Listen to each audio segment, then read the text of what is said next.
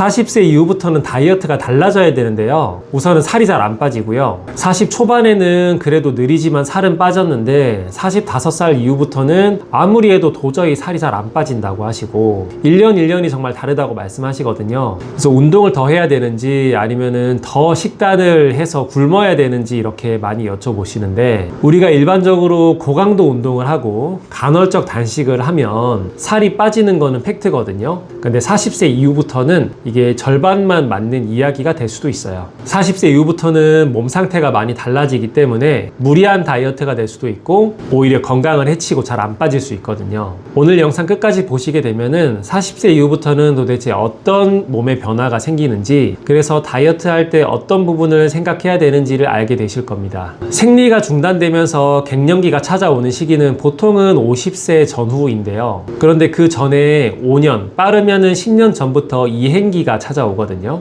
이때부터 호르몬의 변화나 다른 신체적인 변화들이 나타나게 됩니다. 예전에 에스트로겐, 그러니까 여성 호르몬이 많이 분비되는 시기에는 호르몬의 영향으로 허벅지나 엉덩이 쪽으로 살이 많이 찌게 되는데, 호르몬이 줄어들기 시작하면은 어느 순간은 뱃살 위주로 많이 찌게 되거든요. 그리고 40세 이후부터는 뭐 육아든 사회생활이든 가장 왕성하게 활동하는 시기인데, 반대로 내 몸을 위한 잠을 푹 잔다거나 아니면 운동을 한다거나 이런 시간을 내기는 정말 어렵기 때문에 스트레스는 많이 받고 활동량은 줄어들고 수면의 질은 떨어지고, 이렇게 되면서 기초대사량이 줄어들게 되고 근육량도 줄어들게 되기 쉬운 상태가 됩니다. 그래서 뱃살은 더 찌고 살은 잘 안 빠지고 대사의 문제, 인슐린 저항성이나 당뇨 전 단계, 고지혈증 이런 것들이 생기기 시작하는데요. 또 에스트로겐이 줄어들면서 염증에도 굉장히 취약해져요. 에스트로겐이 원래 염증을 조절해주는 역할도 하는데, 이런 상태에서 옛날처럼 음식을 먹게 되면은 나도 모르게 염증 같은 것들이 더 생기게 되고 여기저기 붓고 아프면서 살은 더 안 빠지게 됩니다.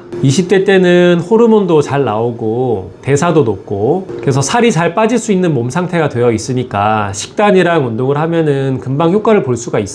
40대 이후부터는 회복도 느리고 호르몬 잘 안 나오니까 20대처럼 똑같이 운동하고 살 빼려고 해도 잘 안 빠질 뿐더러 오히려 고강도 운동하고 식단으로 몰아붙이게 되면은 스트레스 호르몬이나 식욕, 피로감 같은 것들이 겹치면서 오히려 살 안 빠지고 몸에 무리가 많이 갈 수 있거든요. 그래서 40대에는 대사는 지켜주고 근육량은 유지하면서 염증 수치는 안정시켜주는 방식으로 다이어트를 하는 게 가장 중요한데요. 가장 도움이 될 만한 3가지 원칙 안내 드리도록 하겠습니다. 첫 번째는 아침 식사에서 탄수화물은 빼고 단백질을 충분히 많이 드셔주시는 거예요. 아침에 빵이나 주스, 시리얼, 밥 같은 것들을 먹게 되면은 혈당이 오르락 내리락 하면서 다이어트에 많이 불리해지고요. 또 아까 말씀드렸듯이 근육량이 줄어들기 시작하는 시기이기 때문에 단백질을 충분히 챙겨 드시는 게 중요하거든요. 그래서 고기 넣은 미역국이나 계란 넣은 북엇국 같은 것도 좋고, 삶은 계란에 샐러드도 좋고요. 그릭 요거트 같은 것도 좋습니다.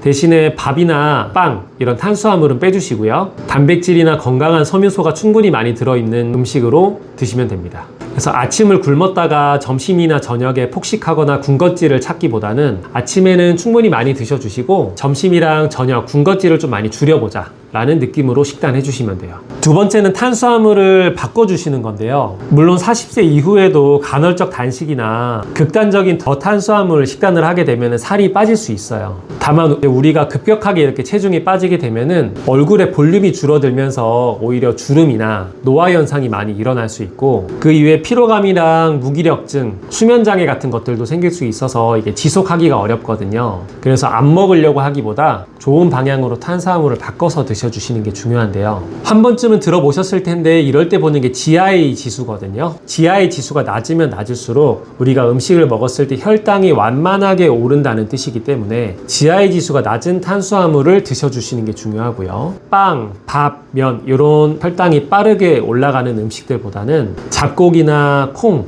고구마 같은 섬유소가 있어서 GI 지수가 낮은 음식들로 드셔주시는 게 좋아요. 제가 보니까 과일을 많이 드시는데 많이 드시면은 다이어트에 도움이 안 되거든요. 이 당이 많은 과일들도 있기 때문에 이런 과일들은 베리류가 좋습니다. 베리류는 당의 밀도도 좀 낮고 섬유소도 많고 항산화 효과가 있기 때문에 40세 이상 분들에게 추천을 많이 드려요. 그리고 먹는 순서도 신경을 써주시면 좋은데요. 탄수화물보다는 지방이랑 단백질, 섬유소 같은 것들을 먼저 드셔주시면은 다이어트 하는데 도움이 될 수 있습니다. 세 번째는 염증을 키우는 음식을 피해 주시는 건데요. 우리가 무의식 중에 먹는 음식들이 내 몸에 염증을 만들게 되거든요. 그 중에 제일 안 좋은 게 액상과당이랑 술 같은 거겠죠. 이런 것들은 아메리카노, 당이 없는 차, 탄산수 같은 것들로 대체를 해주시면 되고요. 밀가루랑 과자, 자주 먹는 간식 같은 것들은 고구마나 견과류, 계란, 요거트 같은 건강한 다이어트 간식으로 대체를 해주시면 됩니다. 식물성 씨앗에서 추출한 기름으로 튀긴 정말 좋지 않으니까 에어프라이기를 사용하시거나 아니면 구워서 드시는 게 더 낫고요. 가공육이나 햄 같은 것들은 자연식, 그러니까 고기, 계란, 생선, 두부 같은 걸로 대체를 해주시면은 우리 몸에서 염증 생기는 거를 예방해 줄 수가 있어요. 제가 아까 에스트로겐이 줄어들면서 똑같은 걸 먹더라도 염증이 더 잘 생길 수 있다고 말씀드렸죠. 그래서 이렇게 세 가지 원칙을 잘 지켜주시면 근육량도 유지하고 대사도 지키면서 염증이 많이 안 생기게 예방할 수 있고요. 혈당이나 인슐린도 안정화되는데 이렇게 몸 상태가 살이 빠지게 될 수 있는 몸 상태로 만들어 놓고 나서 다이어트 하는데 신경을 써주시면 도움이 많이 되실 거예요. 다이어트에 직접적인 도움이 되는 구체적인 해결책은 제가 고정 댓글에 남겨둘 테니까 무리가 가지 않는 선에서 하나씩 차근차근 한번 따라 해보시고요. 오늘 정보가 여러분들의 건강한 다이어트에 도움이 되셨기를 바랍니다. 도움이 되셨다면 구독 부탁드리고요. 앞으로도 좋은 정보로 찾아뵙도록 하겠습니다. 감사합니다.